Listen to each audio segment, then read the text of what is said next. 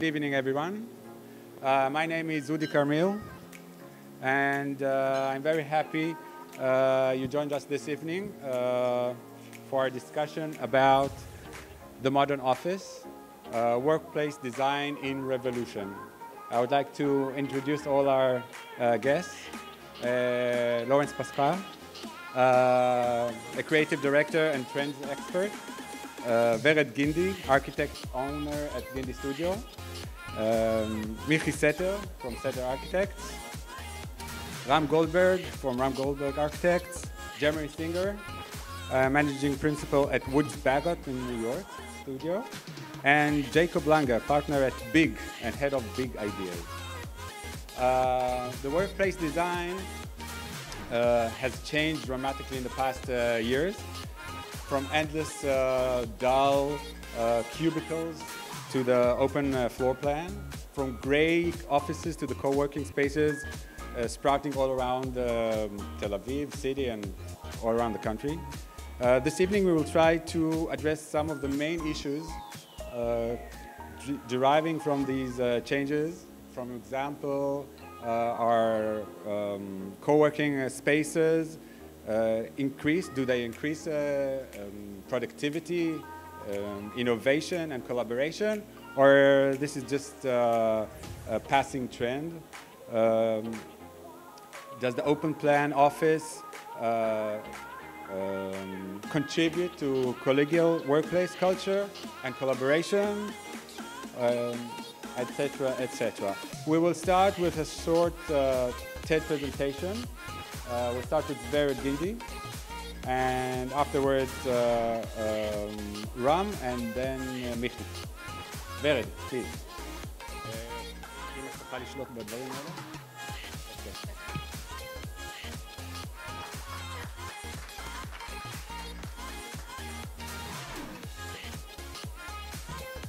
So good afternoon, everybody. My name is Vered Gindi. I'm the owner of Gindi Studio Architects, and what we do mainly is tech companies and interior fit-outs of various offices in Israel. Among the rest, we are currently designing Microsoft campus in Herzliya, which is 40,000 square meters. We're also doing Mobileye campus in Jerusalem, that's 60,000 square meters, and many other tech companies. So what I want to show you today is not necessarily our portfolio, even though if we have some time, we'll get to that, but I want to show you how we think. So I'm just going to start with a quick diagram done by a great philosopher and speaker and thinker called Simon Sinek, to the ones who know him. To the ones who don't, I highly recommend looking at some TED's lectures by him. And he talks about the golden circle, which is why, how, and what. And he says that most of the companies that are very, very successful don't think about what is the final product.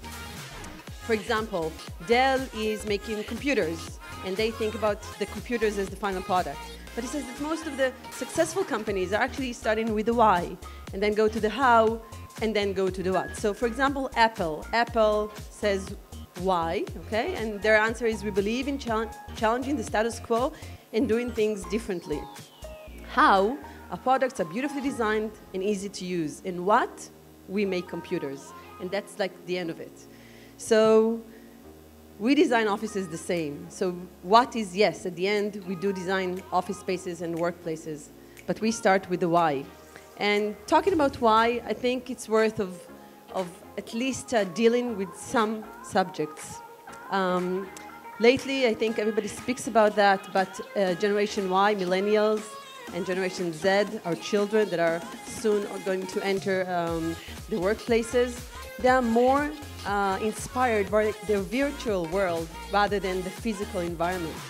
And this is something that we find more and more challenging as architects. How do we make physical environments that can compete with the virtual world that they are currently occupying most of their time? So I'm going to talk about a few whys, okay? First, the co-working spaces phenomenon, okay? So by 2017, they talked about something like 26,000 co-working spaces in the world. Now they're talking about 60 or 70,000.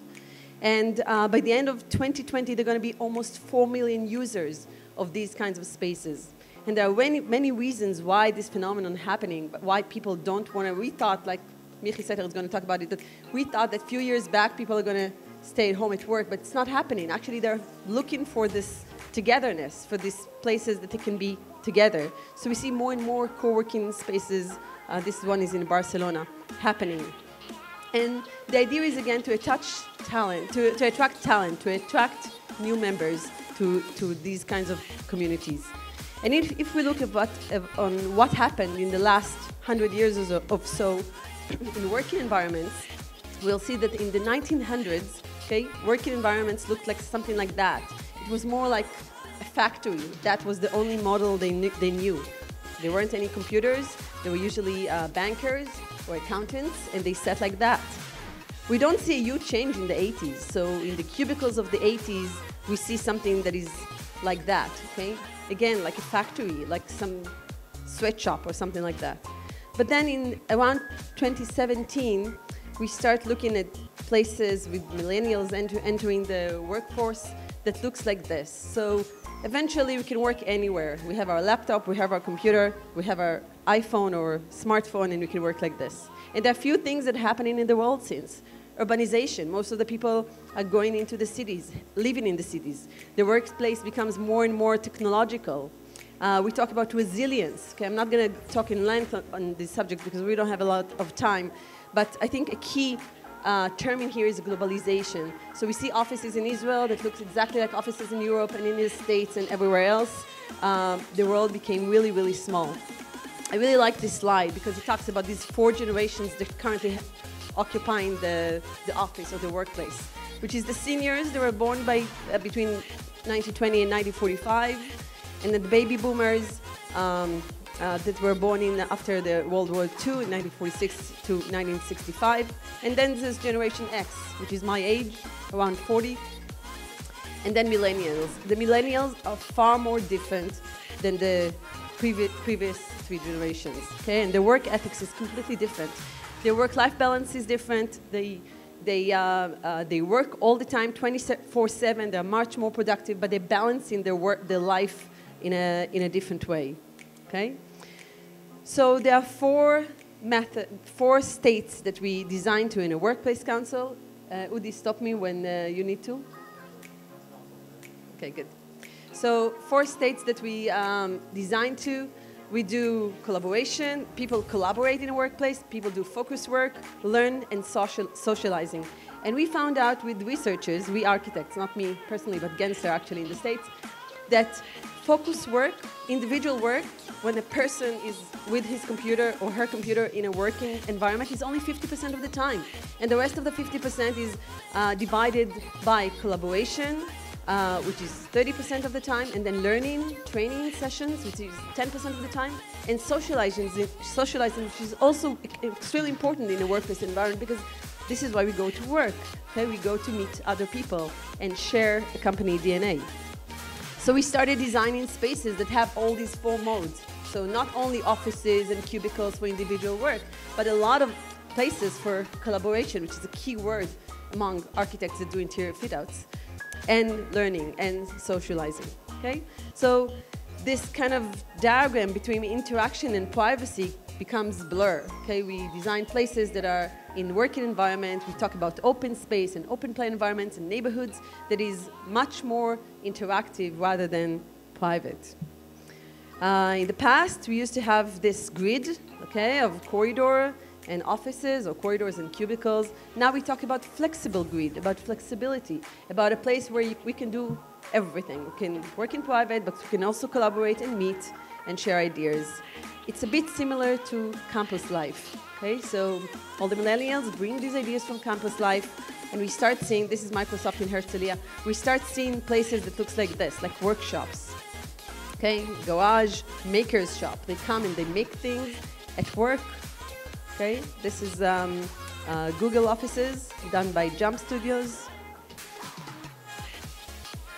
And just more and more offices that don't really look like offices, but are more built up for hackathon and garages and other brainstorming. So reason number 2, really, really fast.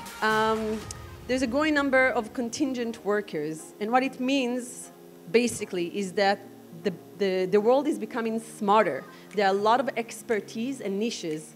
And that means that corporate companies like Microsoft, Facebook, Amazon, Google are going to lose employees because they're going to become so special in something and they're going to become freelancers. And they say that around 2030, there are going to be millions of missing workers in the world, okay? So the corporates are going to maybe lose numbers because people are going to become more and more freelancers, more and more independent. So Microsoft, if they want to develop something, they'll go to an expert and they will develop it, okay? So just, again, supporting the co-working spaces. I'm just going to jump really, really quickly because I see that I don't have a lot of time. But this is, I think, one of the most beautiful projects done in the 80s by Steve Jobs for Pixar. And then that was the first time where he took analysts and computer people and programmers and animators and he put them together in one space to make kind of a neighborhood open plan sharing space.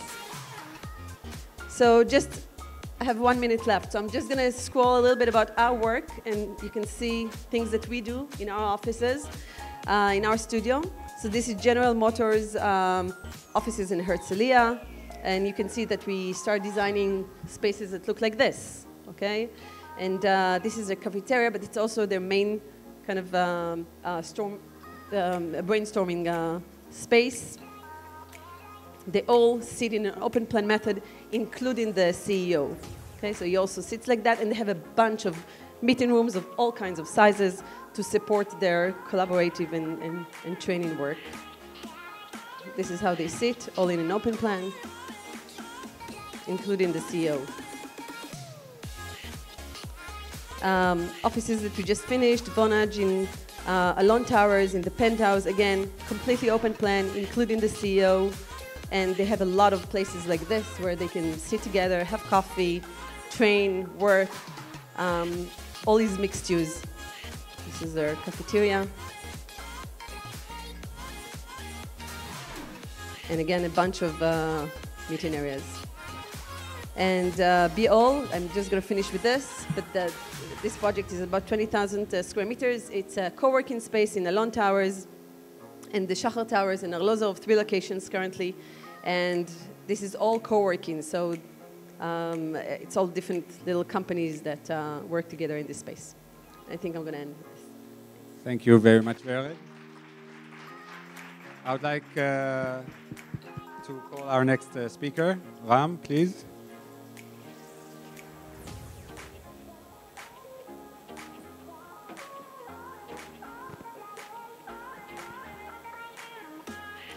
Good evening.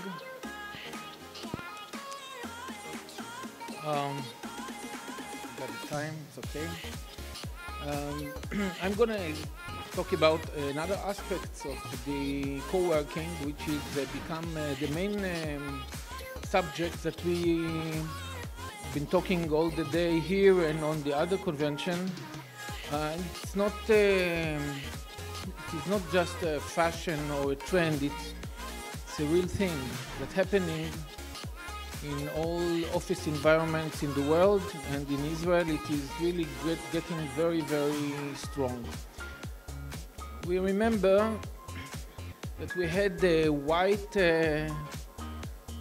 era in designing, that we designed all spaces white, and after a few months we understood that white is not a good color for maintenance, so we changed it to black. And then we design everything black. This is fashion. This is not real architecture. This is not something that we are talking now, today here. Co-working spaces is not fashion. It is not something that will go and change like white and black and other trends we have exposed in the recent years. We can joke about this, but this is something that have changed, I think, the design attitude in the world in the last decade. Google, which we have here a good representative of Google, Michi, and also me, myself, have designed some spaces for Google. And we have used those funny elements, and we were thinking that we have found we found the magic of interior design for workspace. But now, in the perspective of the years, we try to analyze what was it? What was it? Because everybody left those gimmicks, especially Google. And I'm trying to understand how come those design have changed our work environment everywhere. Is that this is not a gimmick after all. This is identify of need that Google was smart enough to identify it. There was a need, especially the need of Google, to hire the best people. We talked about the generations, and the generations they were talking that they want to hire from the best intelligent people liked those gimmicks. And in this way, they could have take them to work. Now, this is something that they have used for the purpose of marketing. And the other world that was looking of Google as a guideline or as a light tower took it simple and tried to imitate the design, but this was the mistake. Ram, 1 second. I No. see. If you see it's enough. Okay. You used to help me.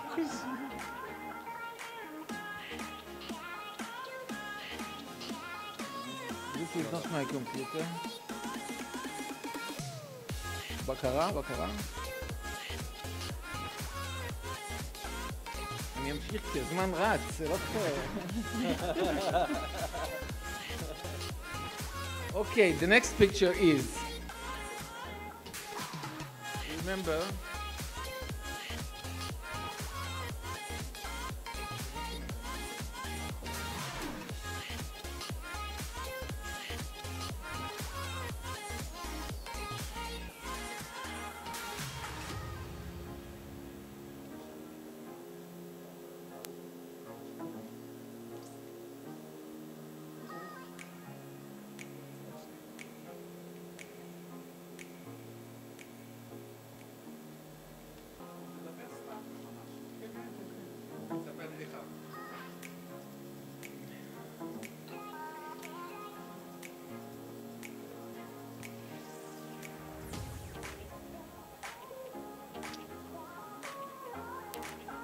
Vered, it's the second year that we have those issues. Next time, bring my laptop. Anyway,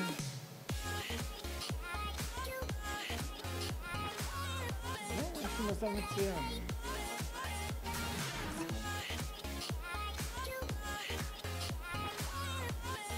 להמשיך או לחכות?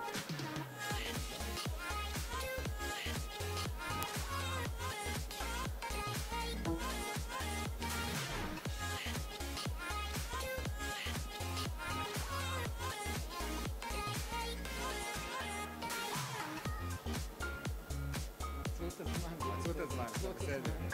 Time out.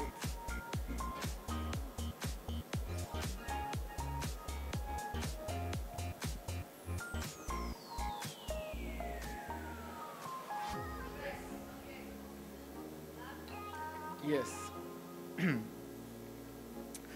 Okay, and we know this, how do you call it, slider or something like this that we have found and in all kind of the new trend design. Now there is another company suddenly raised up from nothing, a genius company, like when we were raised, everybody thought that, well, this is so simple, how come we didn't think about it first? And because WeWork, as Google, have identified a need, a different need. If I say that Google identified the need of marketing the properties or the facilities to hire employees, WeWork identify a different thing. They identify people like me 30 years ago, that we were sitting in our balcony and tried to work from the balcony and to raise up a company after when we have to rent two-room apartment and we don't have a place to work. They also identify the loneliness of people, which is the worst disease in our century. People are lonely, especially young people, and combine the need of a space with solution for the loneliness will make a new space for people to collaborate and to feel a better start for their business.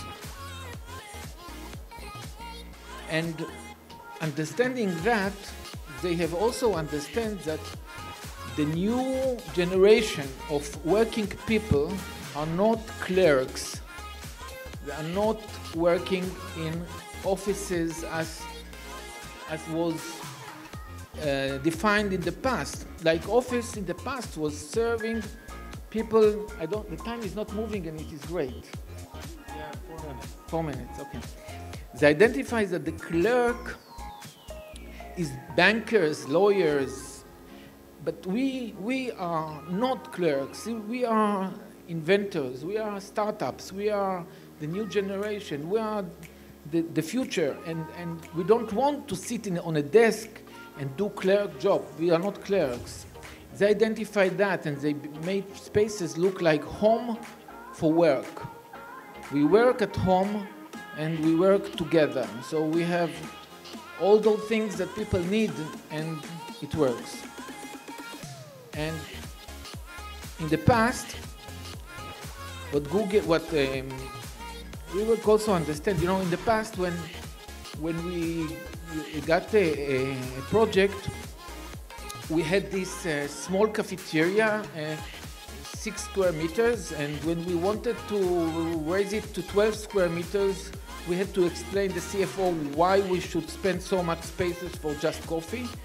And then it became 25 square meters after fighting and getting the chairman to be involved to give us more 12 square meters have some seats. Today, we have cafeteria and some offices around it.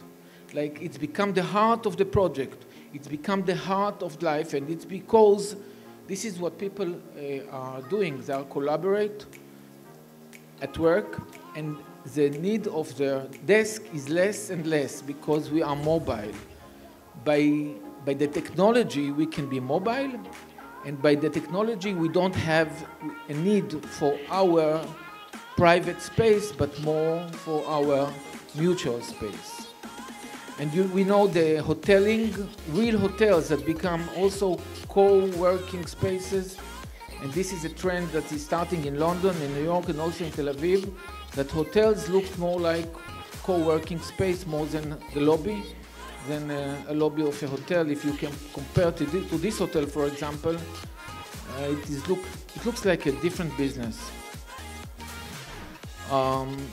This is a project we did that is called Labs. It is a co-working space in Sarona, Tel Aviv, 15,000 square meters, and it is representing the enhanced collaborating spaces that will provide this home feeling and the correct environment for people that today are working differently.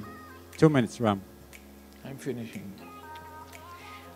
And we can see that we are using more home. I was just sitting here outside with one of the companies that presenting here some home furnitures, and I talked with him and I said, suddenly we have something to talk about, because I'm working on the office environment and you are working on the home environment, and we live in the same neighborhood actually, and we have never talked about work, and suddenly we have things to talk about because we bring home to the work and not the opposite. My son, today when I tell him in the morning I go to work, he cannot understand that work is a place. He thinks that work is an action. Like, he called me before an hour, asked me, where are you? I said, in Eilat. He said, you are at work. So it doesn't matter where we are, because work become an action rather than a place, and mobility is something that have to be considered in every design we do now for workspace. Thank you. Thank you very much. Last but not least, Michi Setter.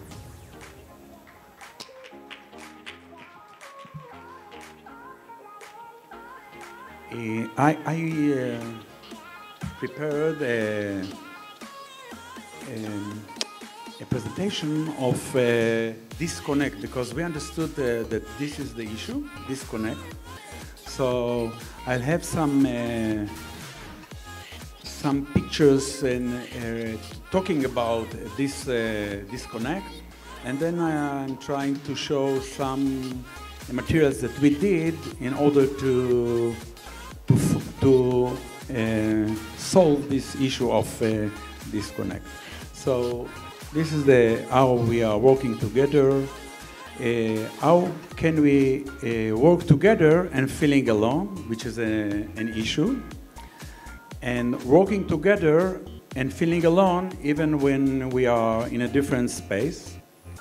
And actually, this is how we see the connections between the people who are working in the same neighborhood. So I wrote down some issues that we are thinking how we can solve this disconnect. So it's a sense of belonging that people are looking, collaboration, social engagement, cooperation, support, inspiration, variety of ideas and perspectives, increased work efficiency, different group sizes create other collaborations ideas, getting Generation Z out of their screens and encourage face-to-face communication, which everybody was talking regarding this issue of the Z generation. So why working together better than working alone? So we can generating ideas and combining a new one, using one's knowledge and team's inputs. But we are already working in open space. How open is our open space, and what good open space should be able to do? And actually, in our office, we are designing a lot of companies. Everybody calls it open space, and sometimes it can be rooms without doors. They call it open space. A lot of Israeli companies are asking to have open space, but then they are asking, maybe we have a kind of partition between the employees, kind of partition between the public spaces and the private spaces, and we are trying to learn them how to work in open space. So this is one of our projects in the center of Tel Aviv. It's called, thank you, called Fiverr. And you can see that those kind of workspaces are really, really open. So, you know, normally Israeli companies are saying, I am ready to work in open space, but nobody will see my screen, you know. There's like everybody looking pornography there in the screens.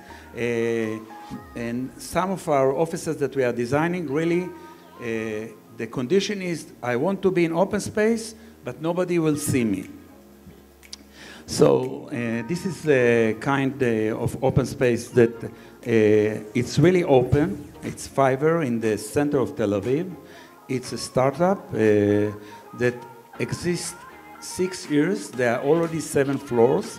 They are very successful. And we see that we can warm up and allow eating all over, drinking all over, and meeting. You see all these kind of collaboration spaces. And this is the pictures from Facebook, the first Facebook that it's in Rothschild Boulevard. And you can see that a lot of people, if you ask him, they will say that 90% of my best ideas came with a cup of coffee, or by the water cooler, or by the beach, or by the nature. And always it's a question, why to have these offices if you have those good ideas out of the office. This is how people in Facebook in Rothschild are working. You can see it's total open space. Everybody sees everybody. Everything is transparent.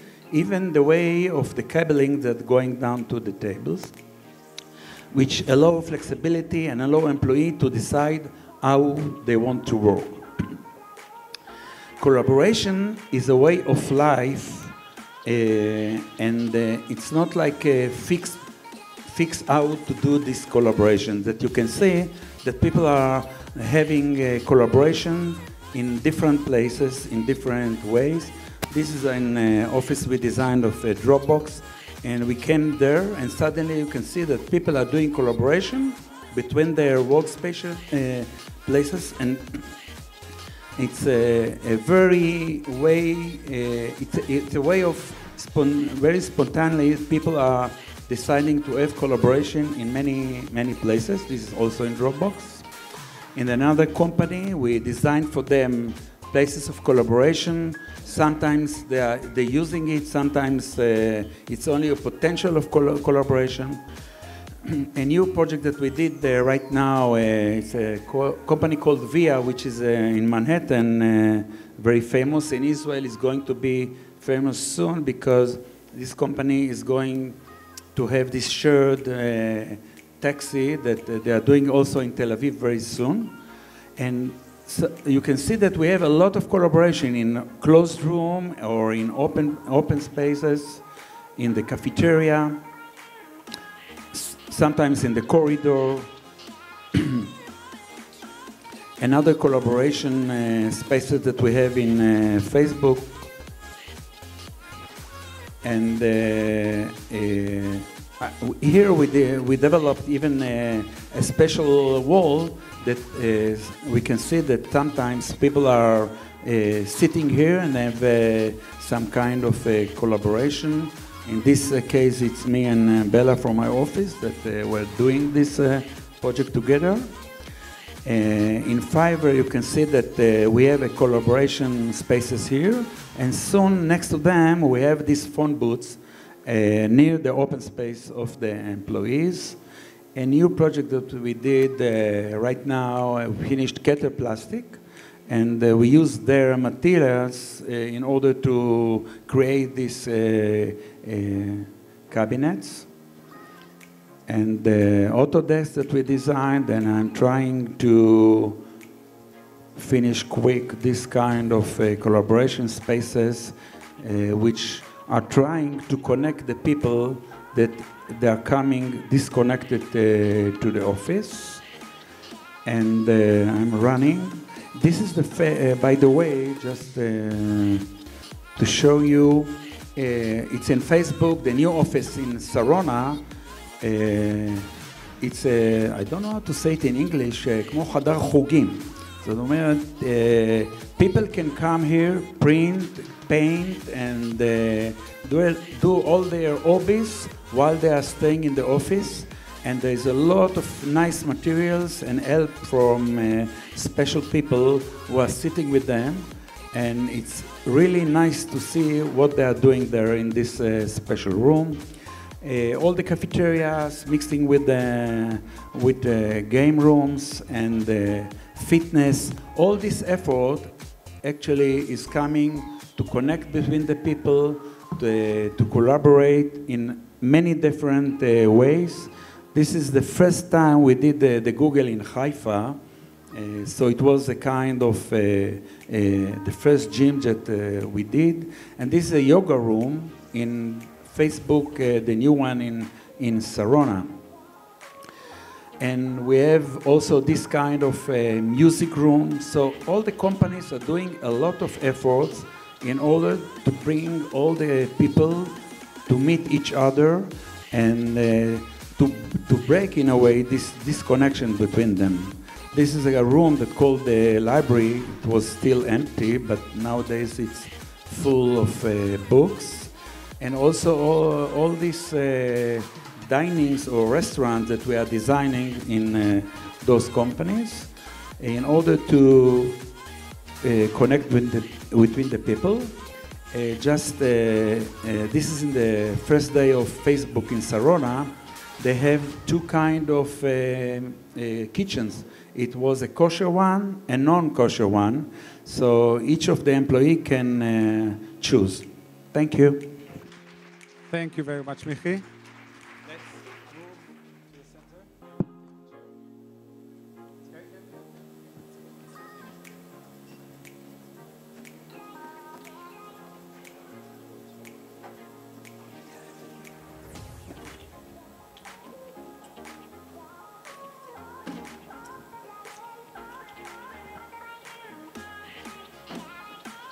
Thank you very much. We'll talk more about the same.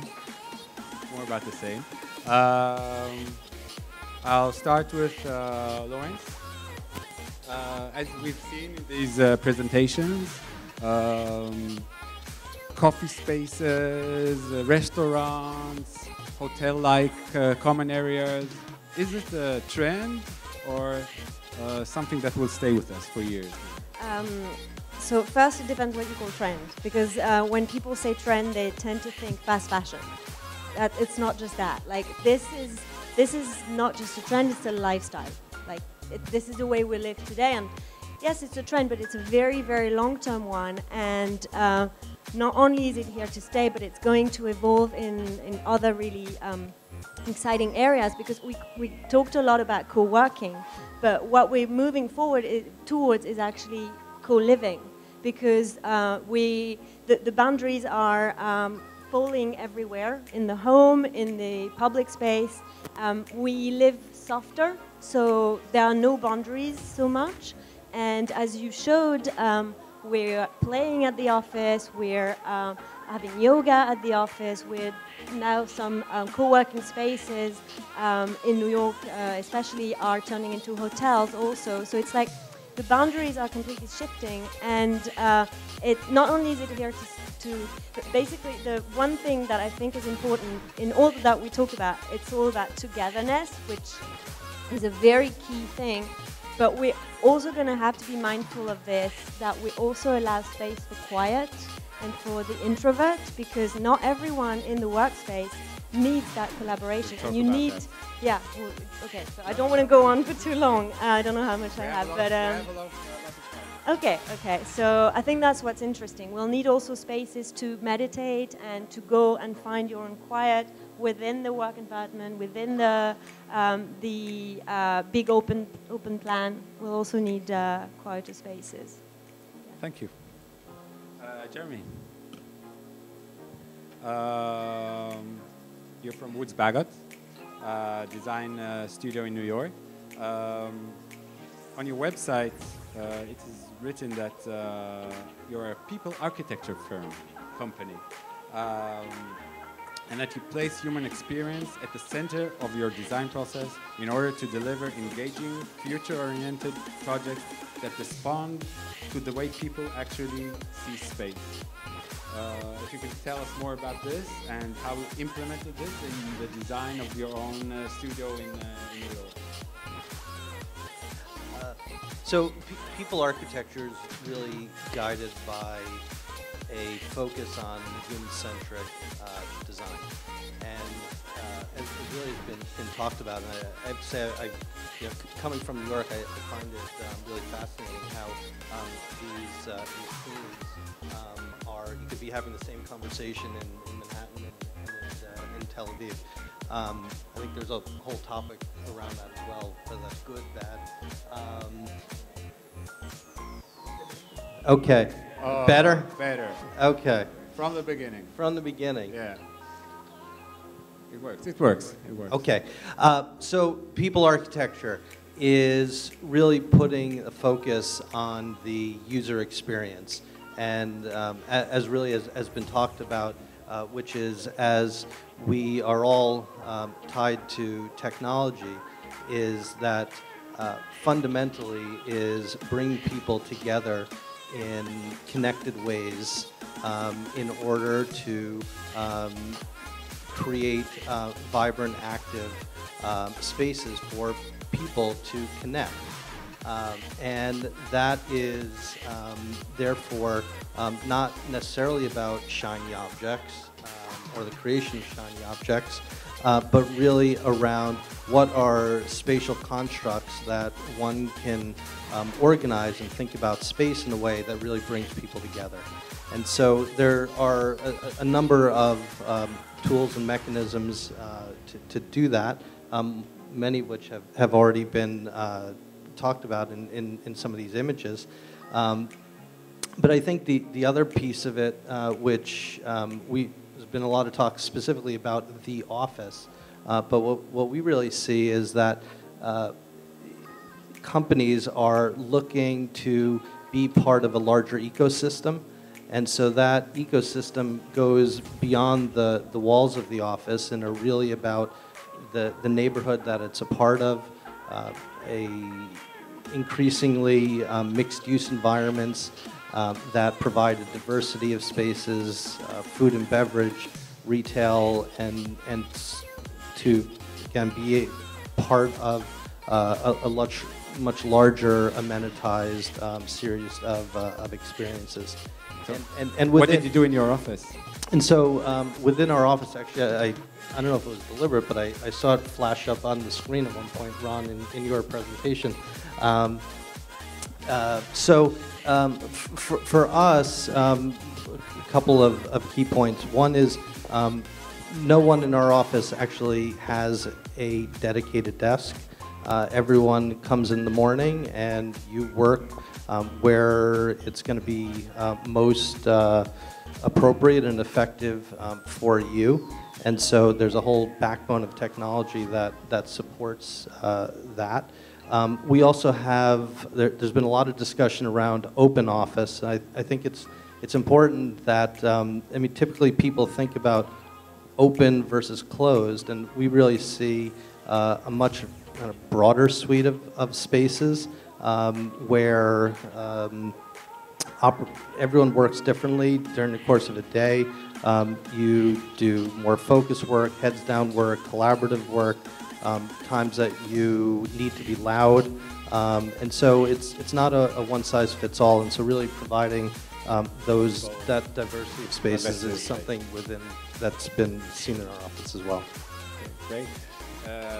Ram, I think we saw at EY, you have the same idea of spaces, right? Of people have their small box, and they come and they register a desk, right, on the calendar, if I'm not mistaken. Reserve a desk. Yes, and this is a system called hoteling, and we talked about it, but I think you should define between two kinds of reasons for this hoteling. Without saying any bad word of my client, but EY reason for hoteling is a space issue, it's a real estate issue. Because 50% of the people in the company are not being there every day. So it is a waste of space to have empty desk on the one hand, and they can use the hoteling for more people, like one desk for 2 or 3 people. So they have the lockers, but the issue of hoteling that is going to raise up soon in most of the companies, I believe, is coming from a different reason.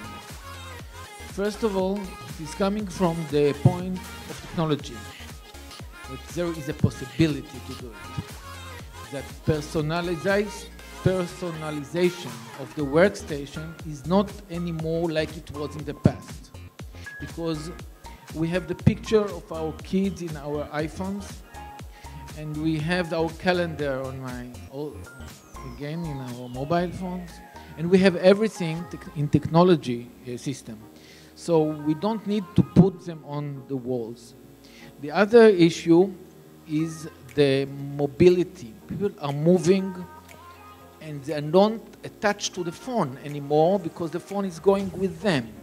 In the past, you had a phone on the table, and if you are waiting for a call, you will not go to the toilet because you're going to miss the call. Today, you walk with your phone to the toilet. So you don't need to be attached to the table. That will give you freedom.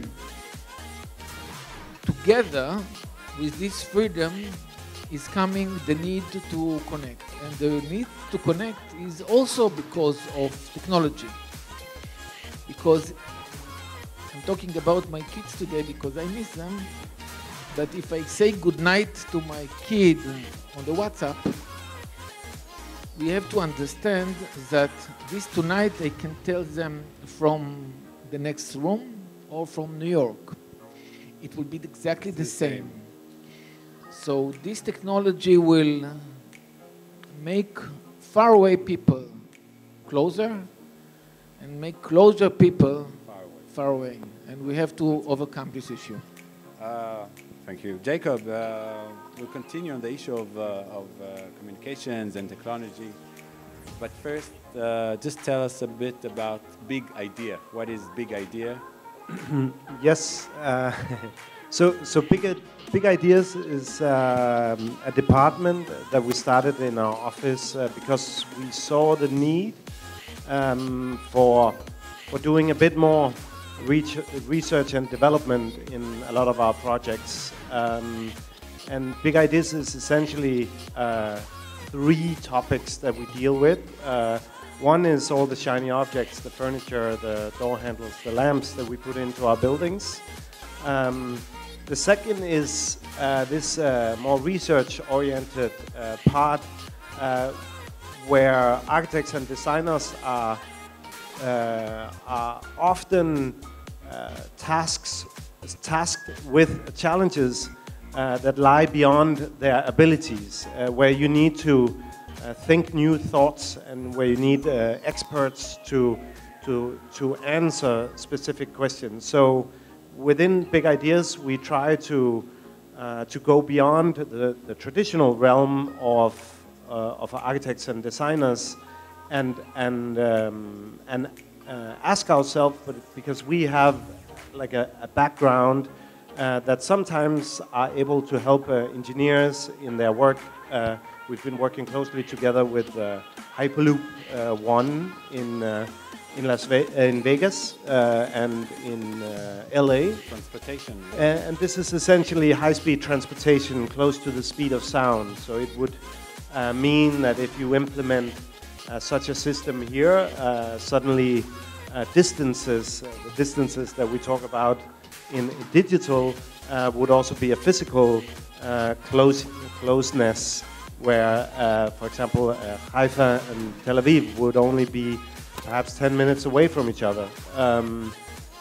So this is 1,200 kilometers an hour in a vacuum tube flying from A to B, and essentially anywhere in the world. So it's sort of going beyond traditional. But how do you take all this research and implement it, or see how it's implemented in office design? You talked about Google before.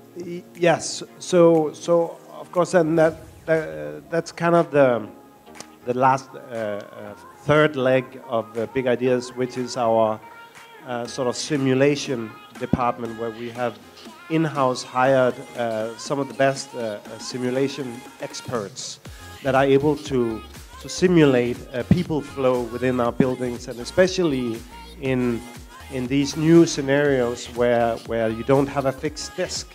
It's very hard to estimate how your offices are going to be used and whether you're actually designing in the right way.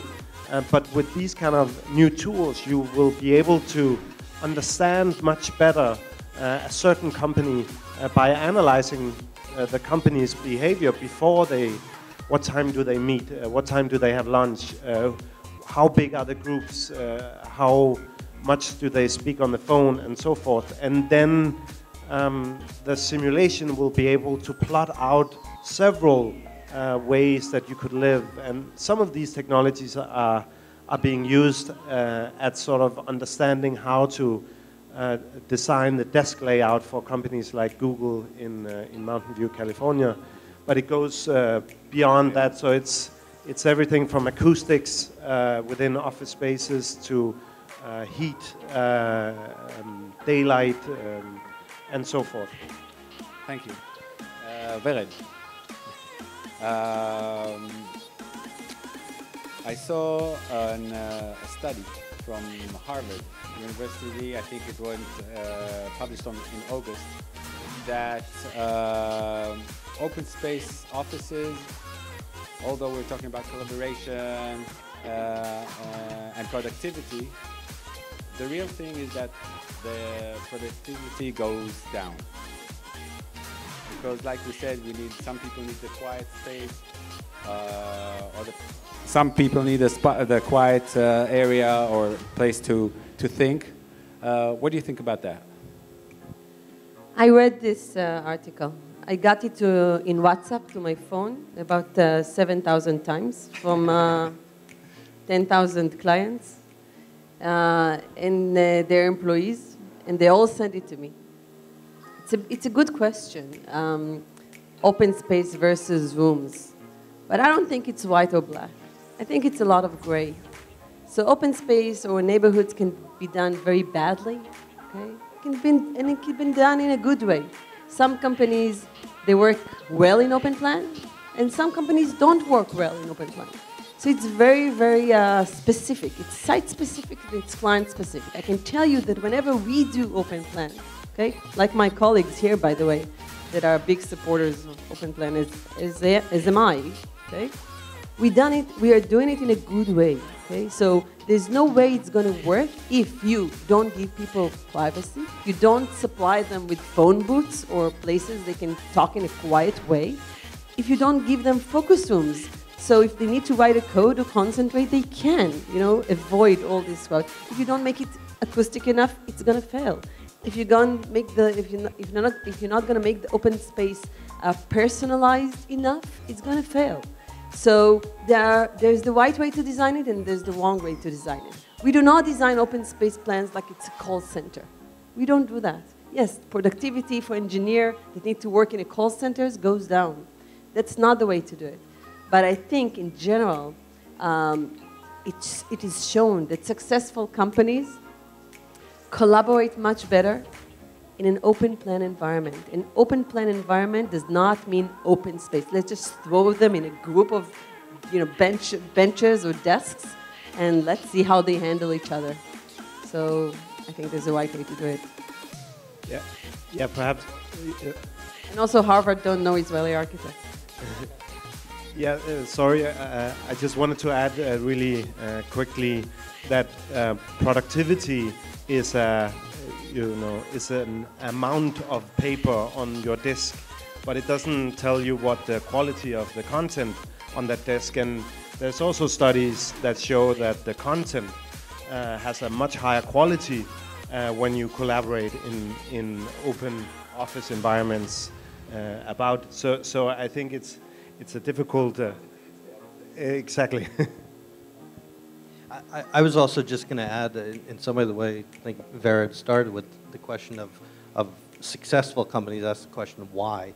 And so much of success within a business environment is really driven by culture. and often the culture is more important nearly than anything else. And so the open space is may be successful for some, for others there may well be other answers, that it has to really be consistent with the culture of the business. It also needs to have the right technology overlay. So I think that, as was said, is that it can be done very poorly if it doesn't have the full suite of components, and that the fundamental aspects of culture come along with it. Thank you.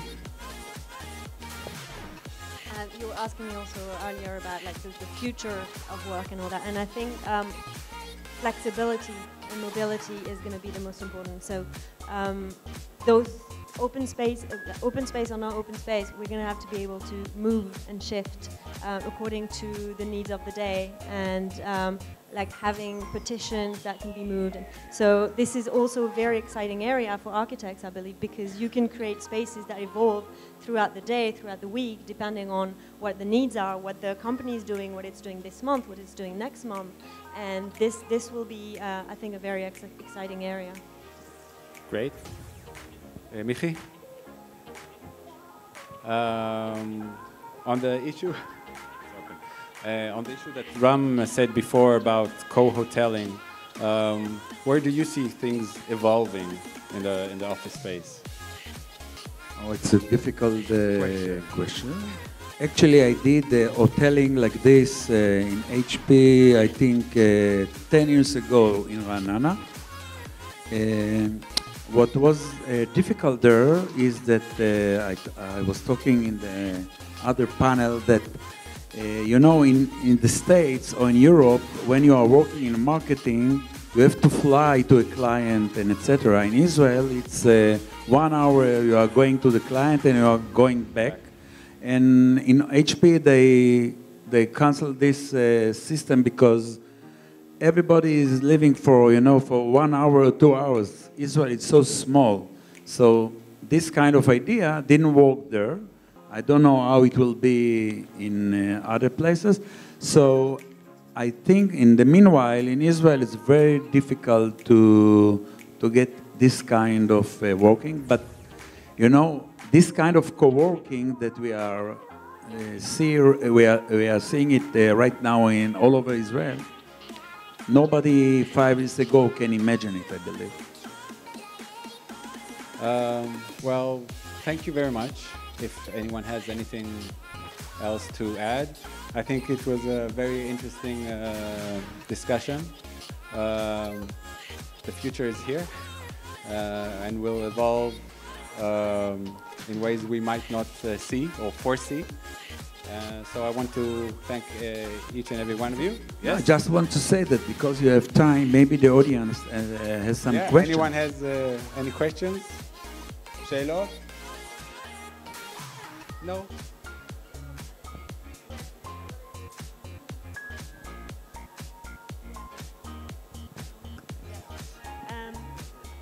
No.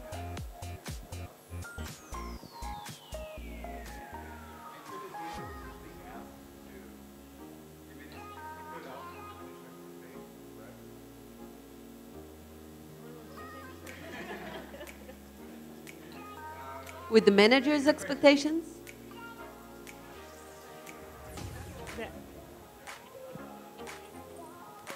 Are we trying to make a virtue of a vice here and embrace these diminished expectations as something that is better than the past, when in fact it might be a sense of less personal space that belongs to you at the workplace?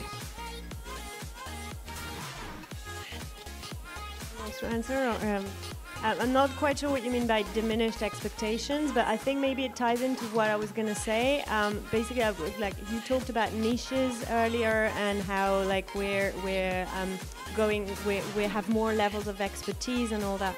And what I was thinking is that there are already a lot of co-working spaces that are catering to these very specific needs. Like there are co-working, I was talking in my lecture earlier about the Assemblage in New York, which is about spiritual living together in a co-working space. So they do lectures on spirituality and all that.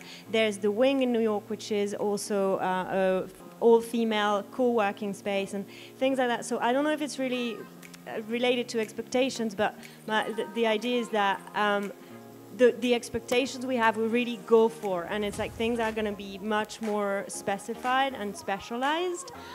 So every sort of niche will be able to have their own very specific place that they can go to, and they can nurture their like real expression. So I'm not quite sure I answered your question.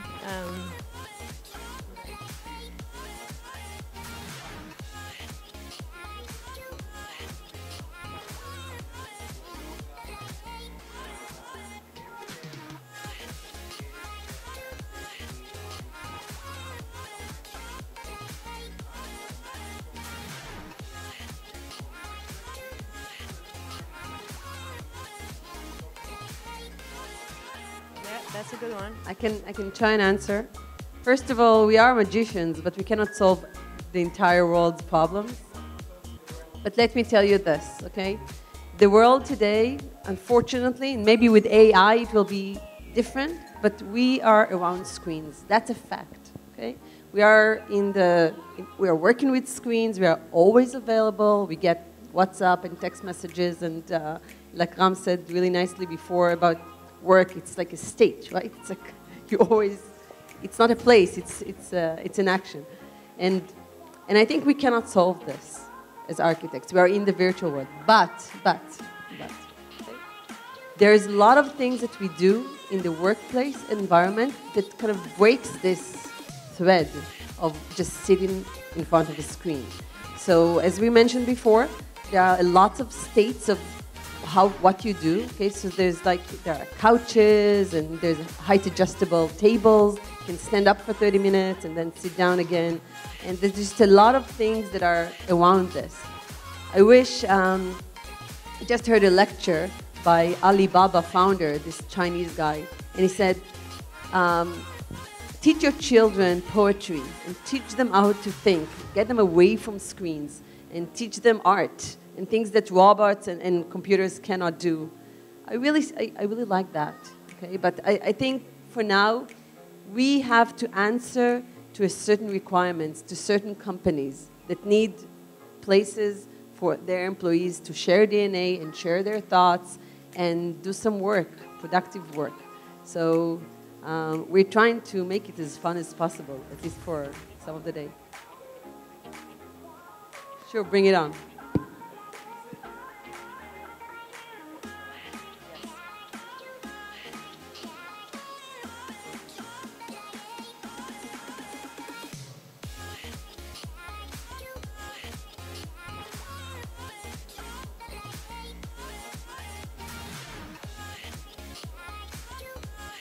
I do it in all the offices, and I'm sure my colleagues as well, nowadays, in all offices, sit, stand, desks.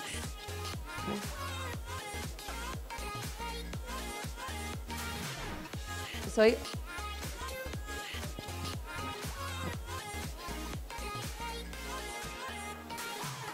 So you're missing the point. It's about giving choice. It's about giving choice to an employee. We actually conduct, I'm sure Michi and Ram also, a lot of brainstorming with the employees. We actually ask them, what do you think? What do you want? Okay? Some of them hate the idea of open plan. And they say, okay, if you have to work in open plan, please provide A, B, C, D, E. Okay? And some of them really love working on sofas and in these like couches and swings and all kinds of crazy things that we do. And they just take their laptops. Listen, these are kids. They're like 24, 23 years old. And they take their computers, they're brilliant, okay? And they work everywhere. They bring their dog to work, and they just sit down anywhere and work. And so I think it's a matter of, our job is to give them choices. Yeah, can I just, I work with Jacob, so I know a bit, like, his thinking. I think what he means is that we're seeing now in product design especially, they came out of Dutch Design Week just last month, a whole project of designing, working lying down or on your side, or when you're lying down on your front and your laptop is on a sort of pedestal. So I think what he means is that in terms of, you know, architecture is one thing, but also the design of like the actual furniture of the spaces, maybe things that are yeah, exactly, new ergonomies of new ways of working that I guess you also have to take into consideration, and I'm sure it's like very exciting as an area, a new area to explore. So yeah, this is also something I think that's gonna go into the whole flexible thing that I was talking about, that where, as you were saying, you stand up, you sit down, you work in very different positions. We work from our beds now, we work from our kitchens. So also, it's opening up a lot of possibilities. I would like to mention something. Michael, you're I think Michael's question is a very interesting one around diminished expectations. And I recently was in the office and was chatting with a young guy there, and was kind of teasing him about his kind of millennial proclivities, and making a joke about why he would rather kind of share, rather than own, that kind of that expectation. And he said to me, he's like, I would love to own, I just can't, So I do think that there is something around, let's say folks, like us, or people who sit in kind of C-suites of businesses who, have a belief of what millennial expectations are, and how much of that is really driven by real aspiration versus in some way what has become just what it takes. And so there's a lot of discussion around affordability and other kind of aspects like that.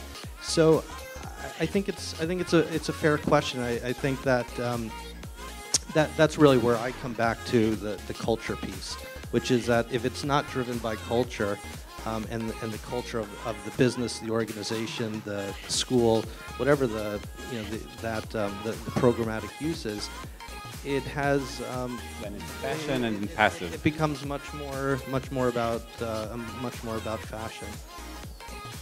Ram, Yeah. last. Yeah, maybe it's a good, what I'm going to say, maybe it's good for the last word, not because I'm going to change anything said now. Every revolution that I can remember or I learned about have started by an act of war or a tsunami or earthquake or something major. Consequences have been learned after, and the change is learned a little bit after the act of change. We are now in the state of war. We are not yet understand what are the consequences of this revolution, that our former president Shimon Peres said that it is bigger than the revolution of Stalin and Lenin together. Thank you. Thank you very much. It was very interesting. I hope everyone enjoyed it. Thank you. Have a good evening. Bye.